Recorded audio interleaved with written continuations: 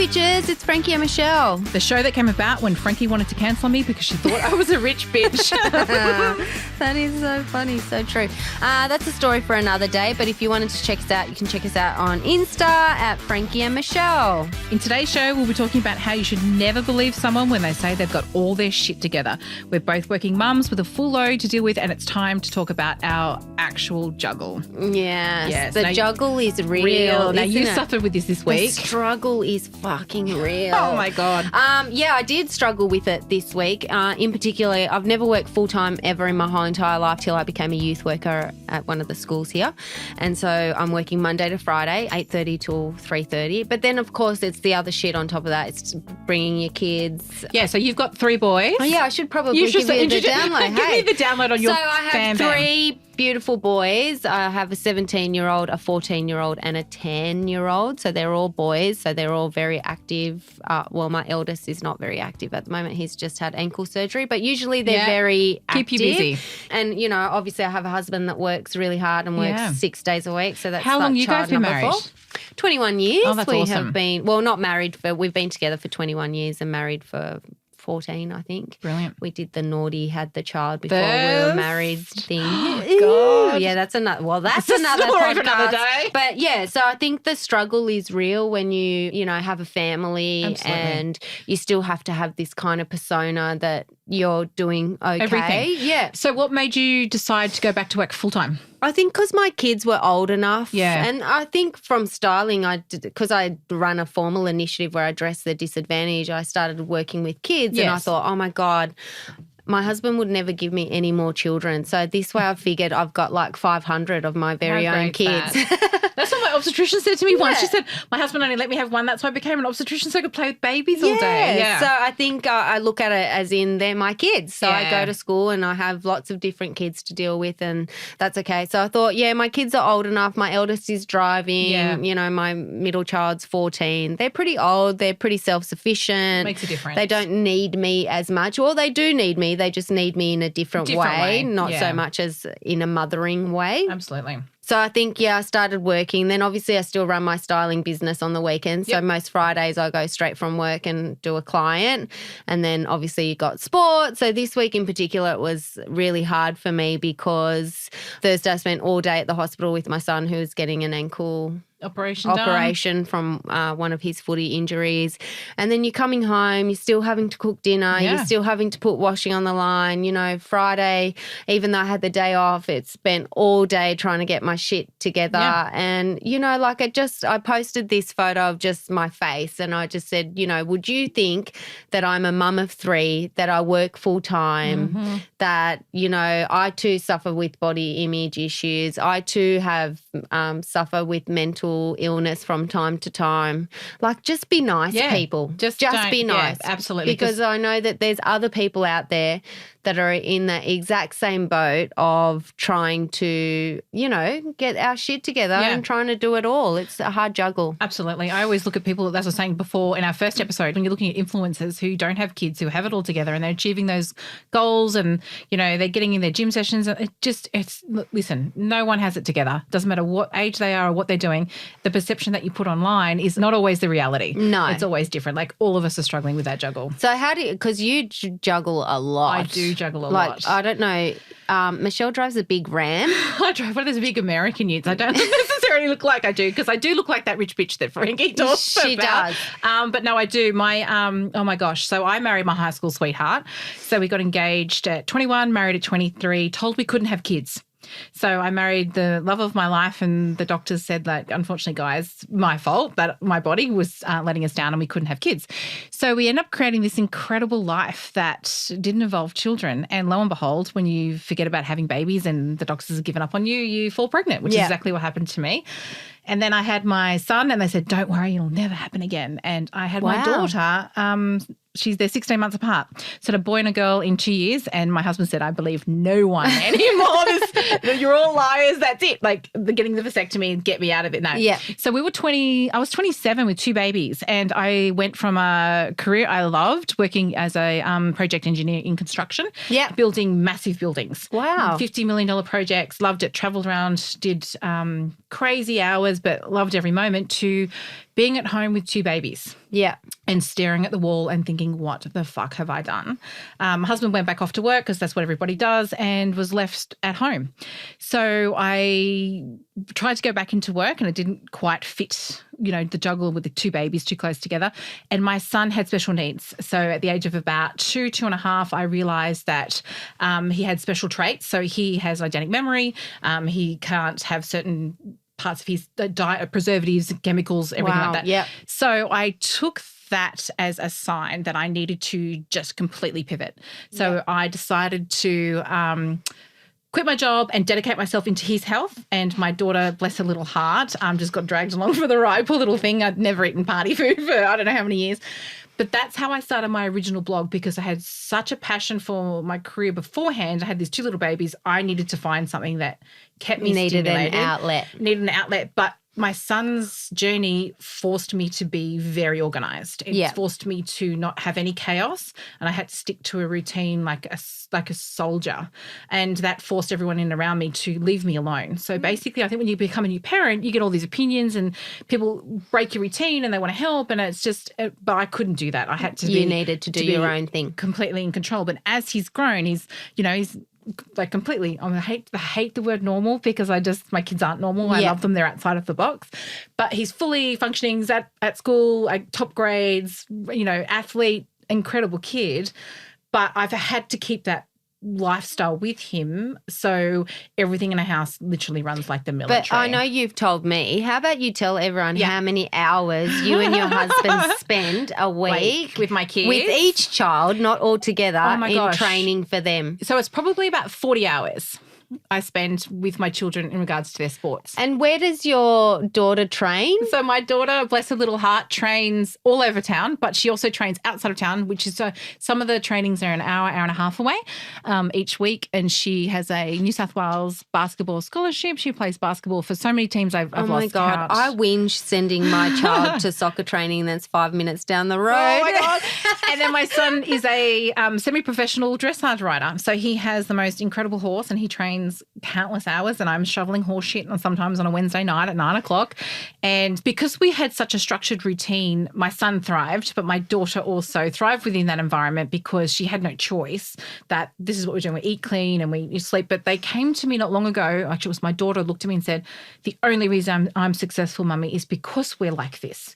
Because I have, I'm forced to go to sleep. And it's like, oh, bless her little heart. I'm so sorry. You've even trained them that they think it's a good thing. When they're drinking that organic peanut butter. You really are amazing. Horrible. But what it's done now is I do a lot with their sport and whatever, but because I know my gaps and they're not interrupted, and because it is such a structured, I'm able to do what I do, which is run our 2 companies, write my books, do this podcast.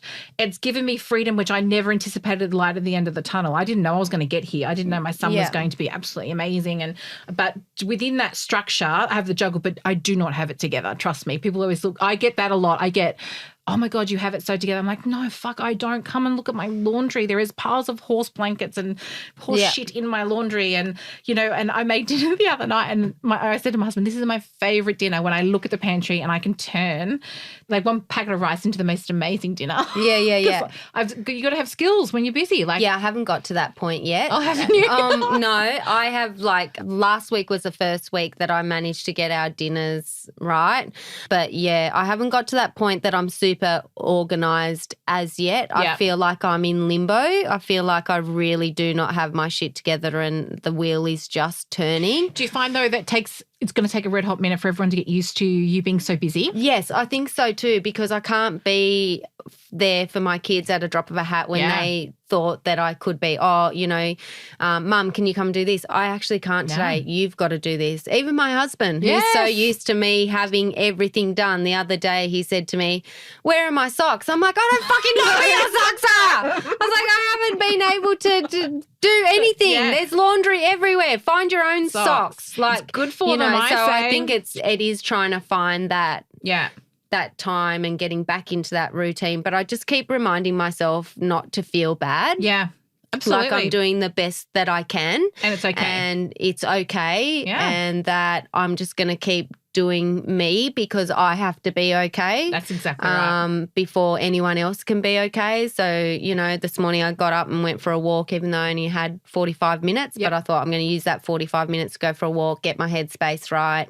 Then I rushed off to soccer, then I came home, then, came here. So it's always like on the go. And then when I get home, I'll probably have to rush home and cook dinner and all of that stuff. So I think it's just learning to be okay with the mess. And I've learned to be okay with shit happening within that routine. Like, the dog gets all of a sudden gets incredibly sick and then that's it. You've got to trying to be at work, you're trying to be somewhere else and you've just got to be okay with it not being okay. Yes. And also, don't compare yourself to other mums. No. Like I've got my one of my girlfriends, God bless her, she's like super organised. She's like my personal assistant because, she's just got everything totally organised, and it's like, no, I can't compare myself to her. No, it cannot. No. There can only be one of us and she's clearly it. So I think too is not comparing ourselves to other mums. I think too, and asking for help. Yeah, asking for help when you need it. When you need it, and it doesn't matter who you're asking, people want to help. Yeah. People generally want to help. Yeah. And it's okay to say that life's fucked, I think, too. Absolutely. It's okay. And then the more that we communicate, the more we realise that actually we don't have our lives together. No, none of us do. And you got to accept that. So my girlfriend recently got diagnosed with stage 3 breast cancer. Oh. And horrible. And I rang her and I said, listen, I'm the friend that you call when you want your head shaved. Yeah. I said, you're going to need somebody and there's going to be a point in time to do something where you don't want to ask your husband, you don't want your kids to see, if you want a dressing change, anything done, I'm that friend. Yeah. And she said, thank you so much. It's like, but, you need to know that if you don't ring me, I'm going to be furious. You know what I mean? You are not in this alone. Like, you've got the other friend that's going to bring you a casserole. I'm not bringing you a casserole, but I will shave your head. I will shave your head. So sometimes you've got to say to people, listen, though, I'm there too. You ask for help, but sometimes you've got to put yourself in that space saying, hey, I'm here. Yeah. Like, I'm here to help you and And I'm available. I think too also you have to your kids need to understand that it's okay for you to fuck up all the time. Oh, I know. I know the moment when your kids realise you're human. Yeah. You know that moment you've got my kids have known that for a very while, long time. But I think a lot of people realise when the kids are little, they don't realise, and then all of a sudden, like, yes, they know you've got a different, your real name and things like that. But there is a moment where they've either seen you drunk or they've seen you. My kids seen me drunk, never. And they're like, oh my God, Mum's human. Like, and you're like, and I'm flawed and I have faults. And my kids now make me apologise when I lose my shit at them and it wasn't justified. I'm like, now my kids are old enough to pull me up on my own game. My son does that, my middle child. He's like, did you think that was really nice, Mum? Yeah, no, I realise too that I want a life outside of my kids now. So when my kids are old enough and they've left home, that I have something for me. Oh, my God. Me and my husband talk about this all the time because I know that he's we both have friends that I just think, what are you going to do when your kids leave? You guys are miserable. So they're spending their whole life now trying to stay in that realm of kids and keeping it together, whatever, but they don't allow room for that growth and to have something. Yeah. And the reality is you do it now. Like, it's going to be harder now. It's going to be more of a juggle. It's going to be tougher. Yeah. But fucking do it because those kids are going to leave and you're going to be staring at each other and what are you going to have? I think my husband and I will be fine once our kids leave. I think we still party like we're 20 from time to time. But I think you need to start the foundations of that earlier because you don't want to turn around and just have nothing when those kids are gone. And you want to have a life and you want them to enjoy your life too and get something out of that, which I think that my kids see now that, yes, I'm busy, but Mum's doing this, but it does affect them too. Like they're getting involved in my business and, and I'm happier and they see the opportunities that come around. Yeah, and I think it's important for your kids to see that it does get too much sometimes. It does. Like for me, sometimes I just lose my shit and then they're like, whoa, Mum's like lost it. Yeah. I think it's important for them to see that because then they're like, okay, well, maybe we do need to pull our finger out or maybe we do need to kind of, it's normal. Absolutely. Oh, she is doing too much or she is, that kind absolutely. of thing. It happens in my house all the time. And I always say that too about we have an argument with a partner.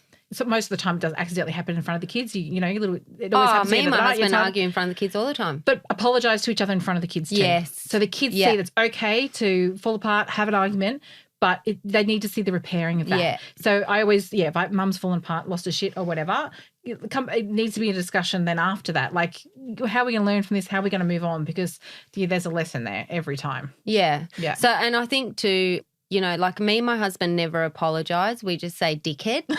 It breaks the tension. It just breaks, sweet. We never say the word sorry, but like even in front, we're like, you're a dickhead. And he'll go, you're a dickhead. And then it it's breaks like, it. oh, give me a kiss. Okay, cool. Oh, and we done. move on. So I think it's important for the kids to see that too. It's like, you fight, but then there's the makeup. That's exactly right. That's normal. But that's life, isn't it? They need to see that everyone's busy, there's shit's going to happen, that there's going to be arguments and things are going to happen. And so how do you juggle? Because I get up early. I was going to say. Oh, yeah, I learned early on, if I got up early, like when the babies were little, if I got up and had a shower, put my makeup on because I love makeup. I love looking nice for the day. And I had my breakfast. I was good. You could throw at me anything. I think one day I did 23 nappies and 16 bottles with 2 babies at that age. But I was okay because I had my shower, I had my breakfast, and I had a minute to myself. I've never dropped that. I still get up at the crack of dawn. I'm up by 5, and I have an hour and a half to myself that nobody asks me for anything. Nobody talks to me, and I do my shit. So I'm always organised, and I start the day on top of my day. Yeah. And then it doesn't matter what happens to me. I feel good for the rest of the day. That's the same as me. I get up quite early. I get up at 5:30 and it just gives me that time, that hour and a half to just have that me time, go for a walk, do whatever it is just that I have to do. for the day. And I think that's important. And I don't think us mums give us enough time to make time for ourselves. And I always say, like, you've got to make time for you first before you can make time for your family. Yeah, and it can be hard if it's not done. Like, you get up early, I get up early, but I think if you try and do something during the day, there's guilt there. Yeah. Like, you think I should be doing 10,000 other things. But even if you're not an early morning, right, it's like taking that time at night to just go. Your kids will be fine. Yeah. They'll be fine for an hour while you go and do whatever it is that you have to do go to the be gym, you. whatever. Yeah, whatever it is. Could be going to drink wine in the car park. Whatever it is. I think we've all had a bit of a cry in the car, haven't we, at some point? Whatever you need to do. You just got to make sure that you make the time to put you first, I think. Too, I said to a girlfriend the other day, I didn't realise that my time's too in the shower. Like, a lot of my ideas and my creativity, because I'm very creative, hits me in the shower. And she said, why is that? I said, because no one interrupts me. It's like a minute in the day where my brain thinks, because no one needs a shoe, no one, something hasn't happened. And so I find that those moments, and so when I leave the shower, I ensure I write everything down and just having that routine. So for me, when I go to bed, that's how I think of my outfits instead of counting sheep. Really? You style in your head? Yeah, my wardrobe.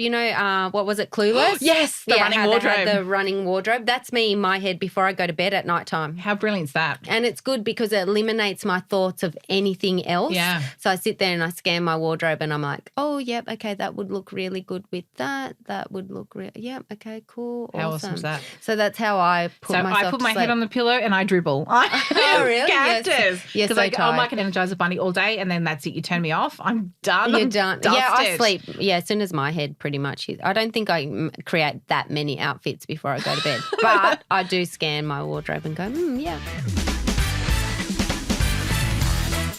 So what's the age gap between your boys? For the 4, 3, Yeah. 4, and then 3.5, I think. That's a good. Yeah, because I was 21 when I had Yanni. Yeah. So I was quite young when I had him. And, that in itself was hard because I was judged for being a young mum. Well, I felt like I was judged, whether I was or I wasn't. I felt like it. I'd always have to find myself justifying my partner because people would think that I'm a single mum or that's tough. Yeah, or people just like, I remember this one lady in the supermarket. What? I was so young and she was like, I can't remember what she said. It was something along the lines of, oh, you were quite young when you had your child. And I said, yeah. I said 21. She goes, oh, I thought you were like so much younger. And I was like, what did you think? I had him at fucking 13? Yeah, that's right. So the judgment has always been there one way or another. But I think it happens to all of us. All mums judge everybody. All women judge each other. And it's just, I still don't understand how we're not all on the same page. It's like we're raised quite often to be against each other. I had a client and she explained it to me quite well, and it's kind of stuck with me forever. Yeah. She said, oh dear, it stems way back for when women used to fight over jobs because there were no jobs. For women. And we're still fighting with each other. Like we're still, and it can be quite evident but polite. Do you know what I mean? Like mums judge mums quite often, and I absolutely can't stand that. It's very am I allowed to say the word cunty? No, we're not going to let you. It's a very asshole thing to do. It's a very Yeah. So you and I are similar. We're covered in tattoos. We're obviously very loud. We know who we are. And I think quite often, I mean, I always say I'm not everybody's cup of tea, but I can trust you. My kids go to a private school. I am not everyone's cup of tea, and I get judged. I'm young in comparison to a lot of the parents at the school, and being loud and being. Is that because you rock up in a Ram and they rock up in their Mercedes? Yes, it is. And I think too, and I say how it is, and I'm not afraid to be myself, and I have fun, and I'm loud. I'm happy to be loud and just to be who I am, and it makes people extremely uncomfortable. But then they don't like me but I'm successful. So they can't get on me about anything. So I grate people the wrong way. So I'm at their economic status, yet I am the complete opposite of their personality. So I don't fit that little box in which you don't fit the mold, which in their head makes sense and it's safe. Yeah. But then here comes this obnoxious woman that is happy and has a fun time everywhere she goes. And yes, I've done a burpee competition in a ball gown at a school event. We'll have to hear more about that one. But I have fun, but they don't like it. They just, So then I get judged like constantly, and drives me up the fucking wall. Yeah, I always used to get judged when I used to rock up to school to pick up my child. Yeah, they're like, oh, do you always just look this fabulous? Or, oh, do you look like this all the time? And I'm like, yeah, it's because I'm at work or I've just come from a client. Or so there'd be times sometimes that I'd get changed in the car. Oh, you're kidding? Yeah, or I'd just put on flat shoes or just I'd take something off just to dumb it down because the ridicule was huge. That's insane. You know, I remember this one mum when I rocked up after having a client. She goes, oh, she doesn't count. She always looks good. And I'm like, oh. Bitch, please. You could look good too if you got dressed in the fucking morning as well. Make don't wear your slippers to school and then you'll look good too. You know, I think the judgment has always been there. Yeah. And it's hard to kick that judgment. It is. No. It's really hard to kind of get rid of it and not think that people have always stared at me. And I remember always as a child going to my mum, why is everyone staring at me? Fucking stop staring at me. I used to hate it. Why? I think it was my red curly hair. Oh, it's beautiful. Yeah. Yeah, I think it was that, and that my mum didn't look like my mum because she was, she's an Italian lady, so she's dark featured. And people would often say to her, is that your daughter? My mum's like, of course it's my daughter, you know. So I think from a really young age, I just always had people, and it made me really uncomfortable. Like I hated getting on the bus because everyone would stare at you. Like, back off. Isn't that crazy? Oh, my God. But now you make a living out of it. You're happy to put yourself out there online? No, I'm actually, when I first started being a personal stylist, and I still remember the time that I had to stand up on stage, I reckon I went to the toilet about 5 times. Really? The nerves got you? So nervous. Yeah, because I would not believe that. I hated people staring at me. Hated it. So how have you gotten better with it? I have gotten better with it in the sense I just did it more times and you kind of get used to it. Now I'm just like, well, if they're going to stare, I'll just give them something to stare at. Yeah, that's what I do now. I always get my boobs out. Like, I got your cleavage. Here's some cleavage. I think it comes with time, like age. and age, and I try and dress down sometimes, but I just can't. No, it's just hard. not me. I'm like, I don't feel comfortable that way. Same. So, I'm either really dressed up or I'm in my daggies like I am today because I've just come from soccer. But yeah, I think it's that perception because people think I'm always dolled up. I'm always, and I'm not like that. I'm happy to walk out the door with no makeup on and put my sneakers on and, on a Sunday, I don't care. I don't need to be dolled up all the time. I enjoy being dolled up because it makes me feel good, but I don't do it because, you don't dress love for myself. other people. Yeah. Like you just dress for yourself, make yourself happy. Yeah, I learned that years ago. If I dressed for myself, and I lost myself once I had the babies to work. I didn't know what to dress. I didn't know how to dress. I wasn't in the corporate world, but I was a mum, but I'm still this personality. So I just didn't want to be plain and simple, but I found it like over time. And I think a lot of mums lose themselves after. Well, you're a different person. You've changed. Everything changes. It does change. But then I always find that I resonate with the style of when I was quite young. Like I love the 80s and I love that feel and that vibe. And if I resonate with that, that's my comfort zone. That's why if I find that inner child, that's how I want to dress. And See, whereas me, I just dress for mood. I'm a mood dresser. So often I get clients, they come to me and they're like, I just don't know what my style is. And I'm like, you're a mood dresser. Oh. And they're like, what? And I was like, you're a mood dresser. You're like me. It just changes every day. Yeah. It just depends what kind of mood I'm in. If I feel like being classy or I feel like being flirty or I feel like being sporty or... I love how we've come back to style. Yeah. We're supposed to talk about juggling mums and life, but it always comes back into... There you go. That's what we're passionate about. That's what we love. There you go. So we better close up today's show. Enough is enough of hearing about you. So if you want more, go to frankiandmichelle.com where you'll find all of our episodes. You can subscribe to Frankie and Michelle News and there is heaps more on the website. And I think our next episode is kind of following on from now, isn't it? Because we're talking about being 40 and fucking fabulous. So tune into that. Yeah, absolutely. All right, peace.